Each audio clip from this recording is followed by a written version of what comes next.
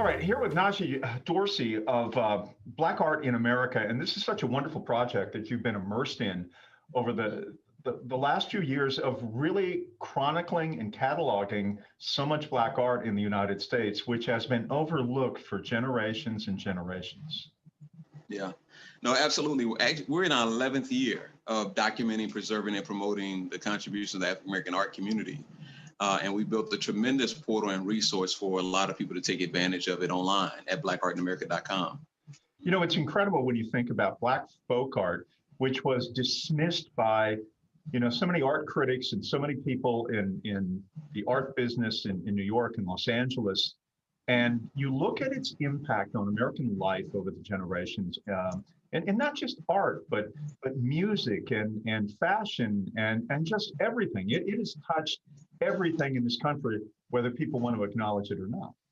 Yeah, without a doubt. And I would say that that's really going to be from just about every form of expression that you're going to find as relates to art and culture. Folk art is definitely one of those areas that's had tremendous impact. Myself, folk art just means untrained. Myself, I'm an untrained artist. I dropped out of art school after 2 days, but yet I found my way over the course of almost 2 decades now and finding tremendous success. So it's out here for us. These untrained artists, if you want to call them that, two of the greatest artists to ever live in the United States, Lonnie Hawley and Thornton Dial. And every time I've seen their work, it's staggering. You stop and you look at it and you think about it. And there is an enormous warehouse in West Atlanta that was owned by the late Bill Arnett, where many of their works are there.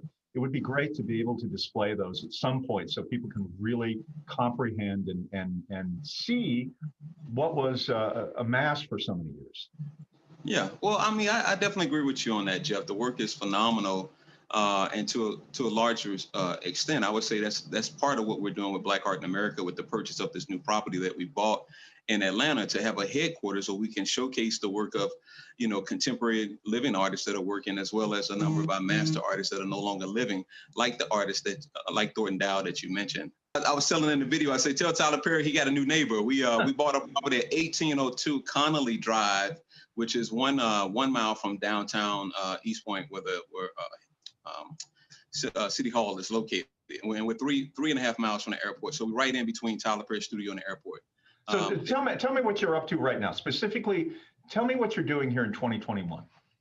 Okay, so right now we purchased the property at the end of last year. We're working with architects right now to design that property. But some of the innovative things that we're doing that's pretty unique. We've gone to print. We're starting a print edition after 11 years of being an online publication. We're going to print 10,000 copies. We open up in major markets around the country.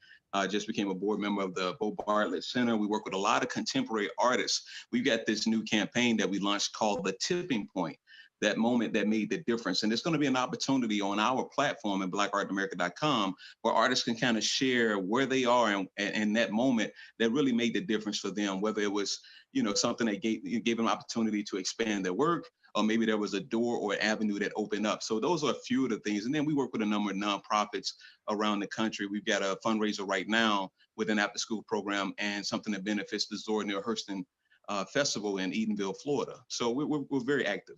We had the bootstrap. I come from the school of make a way out of no way. And the one thing about this beautiful industry that we're in with fine art, it just creates so many opportunities for people to purchase and to collect. And we've been able to carve out a really nice niche as a for-profit company selling art primarily. This is really long overdue, don't you think? Not only in Atlanta but in the country as well. Yeah, listen, right now it's an amazing time. Believe it or not, when I speak to many of my colleagues around the country, 2020 was a banner year for artists. A lot of people were looking for something really meaningful to connect with. They were stuck at home. They got tired of looking at those blank walls, and they reached out to a number of artists and gallerists to add some value to their life. We're coming to Atlanta. We're doubling down on culture, and we're anticipating our new headquarters being a real beacon for arts and culture in the city. Najee Dorsey, thanks for your time. We appreciate it. Stay in touch with us. Let us know what you're up to and how it's going. Will do. Be well. Stay safe, everybody. All right.